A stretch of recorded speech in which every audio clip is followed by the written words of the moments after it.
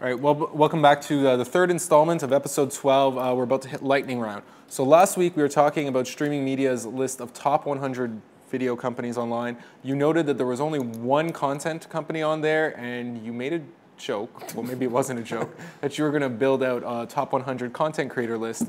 You've started doing that. Yeah, and I'm at 74, and this is not just like Ashkan's list. I actually reached out to a number of people in the industry whom I respect, who are well-versed and who sort of cover or work in different spheres of online video. And I'm actually at 74. I'm looking for the last 26. What I might do... So you're looking for 26 more. You're hoping... Well, who should be submitting to this list? And what's the process for getting chosen? How do I become number one as CT More, the video blogger? Okay, so here's the thing. Since this is lightning round and not mild drizzle on a warm afternoon, we're not going to chime in on that. All I will say is if you're watching this and you have an opinion on online video content, just email me your thoughts at ash@WatchMojo.com, and then I will send you the criteria. There's a post I will send you. You could share it within your community and your circle. Because what I did was I went in with a lot of, admittedly, we all do, I went in with a lot of biases and, oh, I think it'll cover this subcategory and not that subcategory. And frankly, on multiple levels, I've changed my mind and made it more inclusive, more unique. It's actually shaping up to be quite good. So I definitely want to get as many people early on involved, and I'm guessing it's going to be completed pretty soon. And there's a little bit of a twist which will, divulge when we divulge the list. So just email me at ash@WatchMojo.com and I'll take you through all the details. All right. Question 2. What do you think of Microsoft's marketing? All right. Disclaimer, I used to do work for Microsoft. I used to work on some of their social media campaigns here in Canada. Anyways, I think they have a couple problems. I think they have trouble with the chicken or the egg question. For example, they give a free Black Keys concert at their store in Seattle? Seattle. Yeah, to get people to line up. Lines don't lead to sales. It's because there's a demand for your products that a line is created, and they kind of have this reverse causality problem. But then if you also look at a lot of their branding campaigns over the last few years, they seem to be completely screwed up. Even the I'm a PC campaign, right there, you launched this huge branding campaign that was framed by your main competitor. You're pretty much saying, oh, we're trying to be that cool, and you spent advertising dollars on it. I think what happens in the case of Microsoft a lot, at least on the branding and ad side, is that you have an agency that works with them. You have a bunch of mediocre ad men. I'm not saying they're incompetent. I'm just saying they're not ad geniuses. And they have a budget that's bigger than they know what to do with. So they try to get creative, and then they go to Microsoft, which is probably really hungry to just do something hip and cool, and they'll sign off on anything that's cute and cheeky. But just because something's cute and cheeky doesn't mean it's going to move products, and it doesn't mean it's a good way to represent your products. Okay, well put. Nothing to add on that. All right, so ComScore released some new numbers this week. Yes. Right now they say that YouTube has 40% of the US market share. 47%. 47%, that's right. What do you think? Do you think YouTube is gaining or losing ground? Well, obviously it's gaining. It was at 43%. Well, sorry, not ground, but market share. Yeah, it's gaining market share, and it will continue to gain market share because, unfortunately, it's a self-fulfilling prophecy. The company with the biggest set of eyeballs is going to just ensure that other content creators are like, well, why do I need to be on the YouTube clone 3 through 8? I just need my content on YouTube.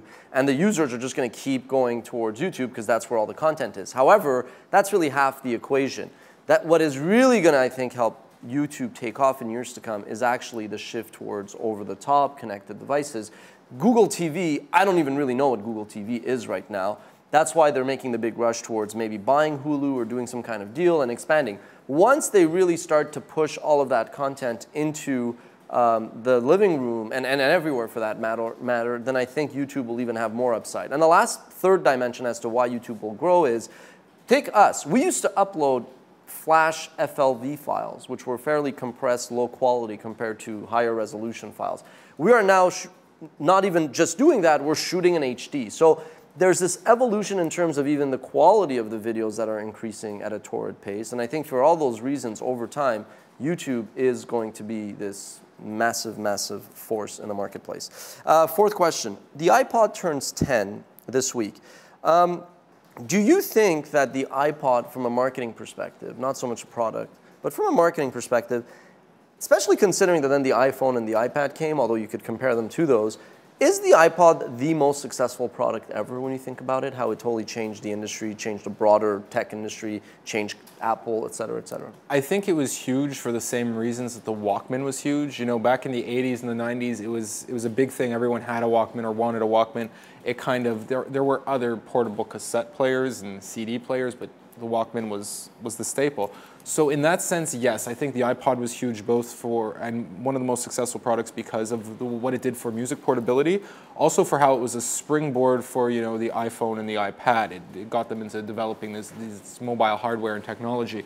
I would be worried though that Apple won't be able to follow through to the next generation of cool, hip, portable gadget, just like Sony had the Walkman. The innovator's dilemma. Basically. Yeah, they had the Walkman, but they never really did anything when it got to MP3 players. And now, I hate to flog a dead horse, no pun intended, by the way, but now that Steve Jobs is gone, I'd be very concerned that Apple can't continue to keep following that innovation through.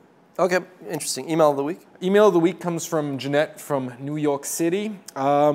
She says, Ash, Netflix has lost 50% of its value in less than 3 months. Do you think Wall Street likes to punish companies that plan long term? Look at what happened to Amazon. Amazon is taking a hit on the Kindle, even though it looks like the Kindle will become like the fastest, most craziest selling device of all time. And they got their stock, took a hit. Yeah, I think Wall Street cares about short-term profits. Look at what's happening with Occupy Wall Street. Why is that happening? Because people are like realizing that Wall Street analysts and all that only care about short term. Henry Blodgett, one of my idols, he came out with this great article that said America should be very thankful for what Amazon is doing, which is basically hiring a lot of people, investing in the future, investing in technology that's going to shape America in the next decade to come. Netflix is a bit more unique. Netflix is unique in the sense that their strategy makes a lot of sense, but Netflix's whole history has been loved by analysts, hated by analysts. Loved by analysts, hated by the analysts. Now, I said 3-4 weeks ago on this very show that Netflix has no business being a $12 billion company. I said, I'm not telling you to sell or buy it, but you could have read between the lines and said, oh my God, he's sort of saying, why is Netflix worth 12 to 13 billion, which I think was too high. I'm not telling you to go out and buy Netflix right now. I'm really not. But I think probably the selling was a bit overdone. Whether or not it's going to go back to where it was, I don't think so. I don't think Netflix was, in 2011 or 2012, it made sense for them to be worth 12, 13 billion. But it would make sense for them to be worth a bit more than 3 billion. And yes, Wall Street always looks at short term, unfortunately. It's in hindsight. The mere fact that analysts come out the day after Netflix goes down by 40% and they say, sell the stock. What? What the hell? Shouldn't you be telling me this yesterday? You know what I mean? So I think Wall Street and the analysts themselves are being disrupted. It's less important what they think. I think sometimes companies do things for reasons that are unclear, but long term they prevail. And I think Amazon will prevail. Netflix, I think, will probably turn around. Whether or not it's going to reach the previous highs, I think is a bit harder. Which was the famous economist that kind of argued that in the long run we're all dead? Pee Wee Herman. No, I'm kidding. It was not Pee Wee Herman. That's good. We're going to take a break again for 1 week. We'll be back same time, same place next week here.